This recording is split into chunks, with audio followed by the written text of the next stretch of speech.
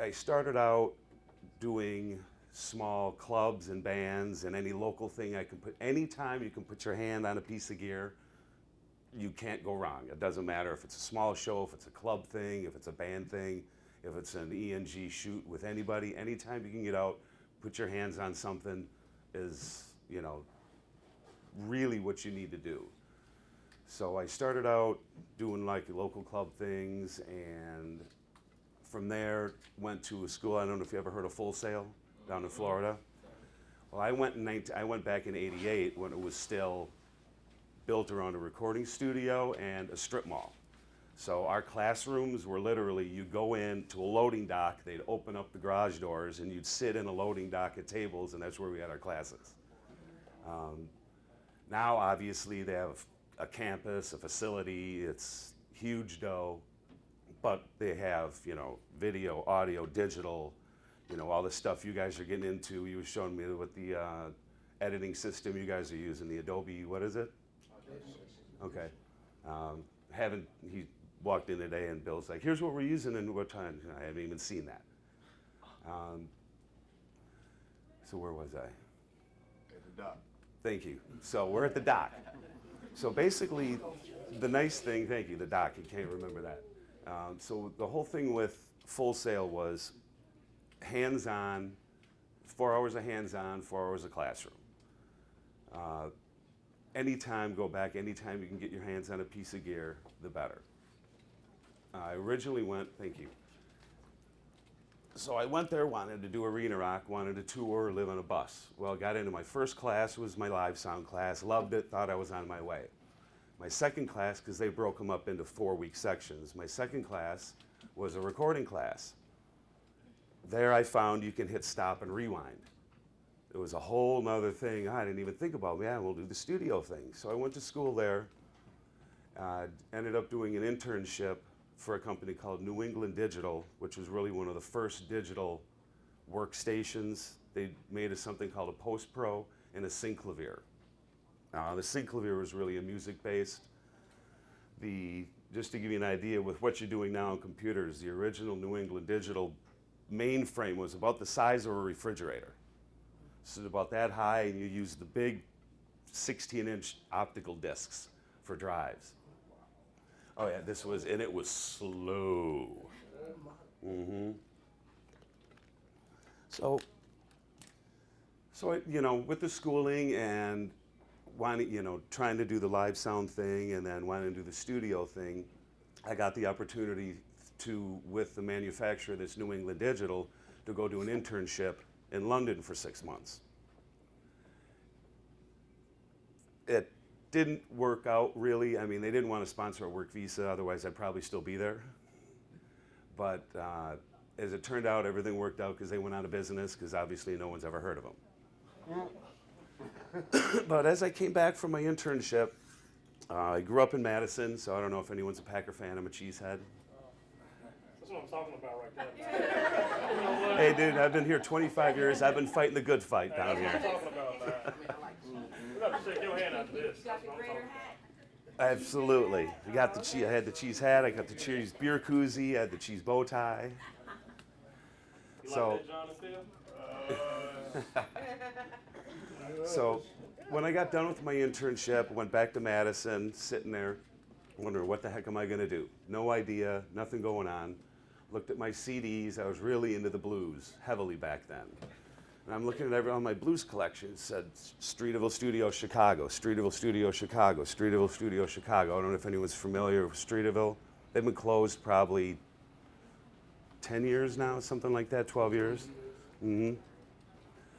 So it's being at the right place at the right time. I picked up the phone and said, hey, you know, I'll give Streeterville Studios a call. I picked up the phone. I called the studio manager 20 minutes after the guy I replaced put in his 4-week notice.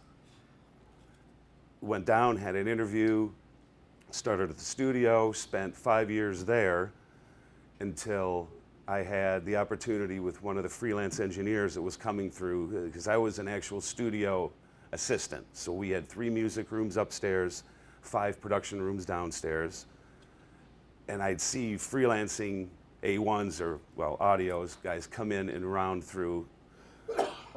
I talked to one of the audio guys that came through wanting to rent a stereo mic from him for a band session I had coming up. Turns out my session canceled. We chatted for a while. He said, "What are you doing?" I'm doing a lot of PA work. I was doing sound at a club 5 days a week, 3 bands a night. Just little rock and roll, it's kind of back in the metalhead area, the hair metal stuff, back in the early 90s. And again, it was a timing thing. He said, "Oh, really? You're doing a lot of PA? We're looking for a PA mixer on the Jerry Springer Show." Wow.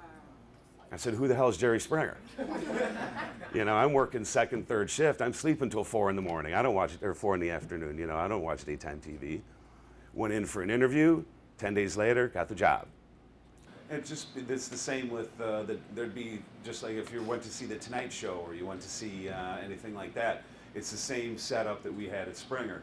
There's a couple of A2s in the back. You probably at the Tonight Show, you're not making freaks at this point, but they've got some A2s in the back that are putting mics on everybody and dealing with all that. They've got somebody in the studio itself mixing the live sound you'd hear for the studio audience and mixing the band.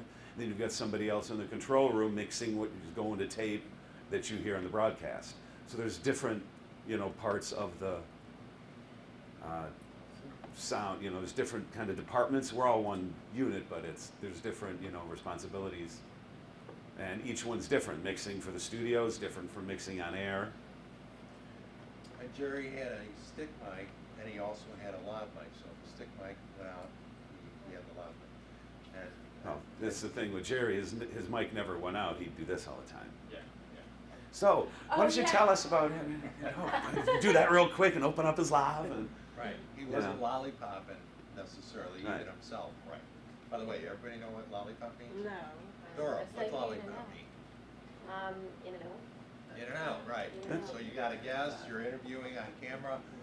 When you're talking as a reporter or as a correspondent, then you gotta make sure. What I hate when I watch live television, and I can always tell when there's sometimes a young reporter, is they're talking and they're saying, "So, how was it today?"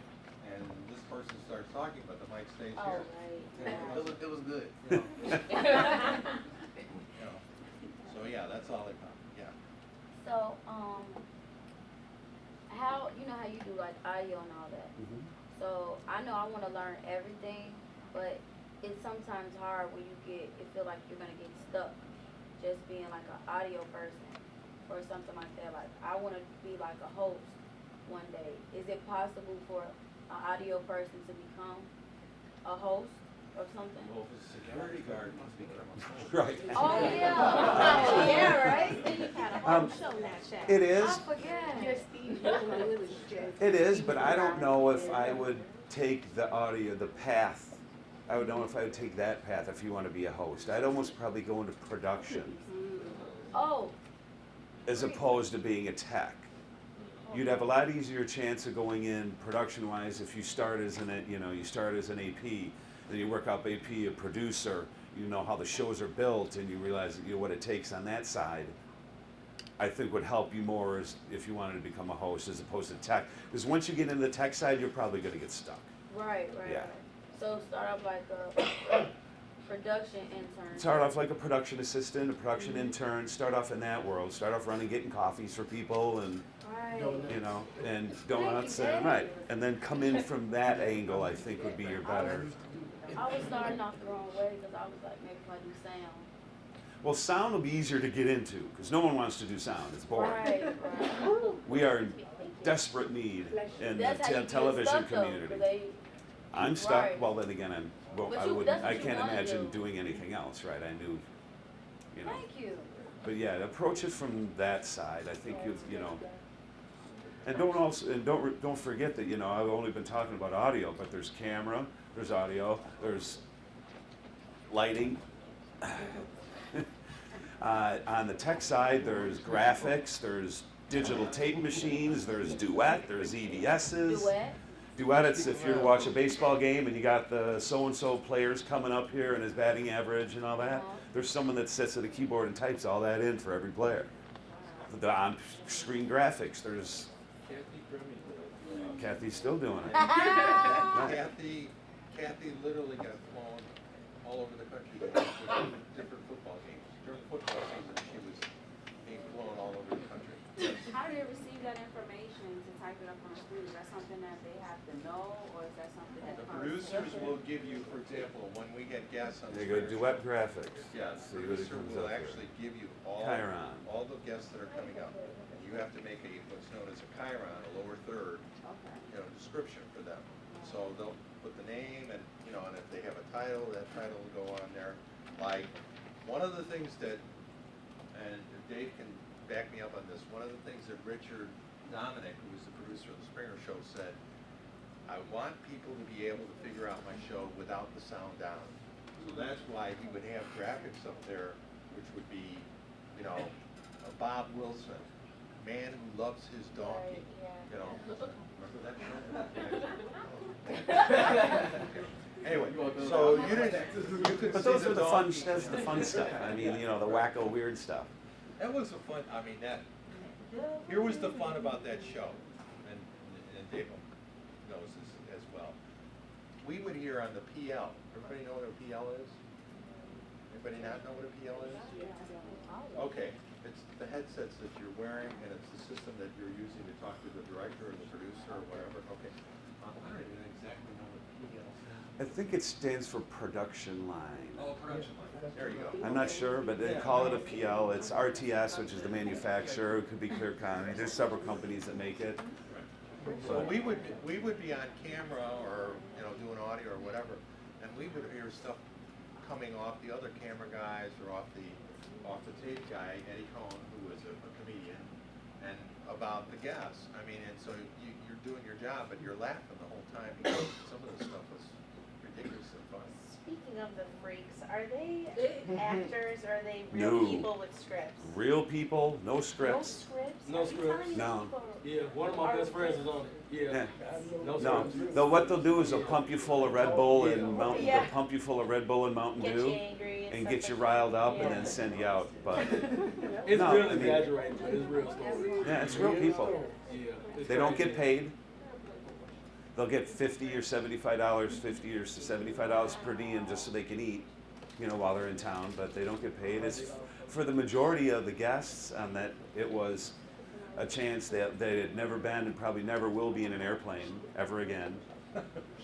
Never been and never will be in a limo ever again, because we limo to and from the airport. So it's never probably in a hotel in downtown Chicago. I mean, they'd never, It was a nice little 3-day trip for most of them. 'cause Right. Yeah, actually right. they- Right. I mean, we had a wardrobe department that would dress most of them, and it turned out that most of the girls they had, would come out. They had to get flats because none of the girls had never worn heels. I mean, they came out. They just can't.